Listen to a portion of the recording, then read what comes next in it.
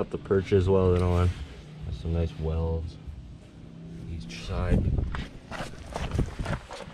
Oh yeah, look at that. Nice buttery welds. Got the whole axle in place. Got the U-bolts on. Could use the stock plates. That worked. Had to get new U-bolts. Haven't figured out a shock mount yet. Drive shaft won't fit, unfortunately. Still need brake lines. Probably gonna get the tires on soon.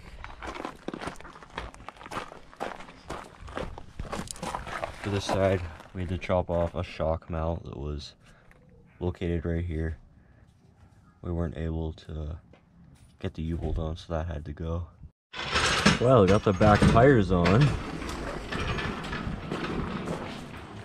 It sits good. 9 inches of clearance in the back. Got everything in. Just need the shocks, the brakes hooked up. A lot more still. Full front, need the new steering box. But that'll be a while from now. There'll be another episode for that.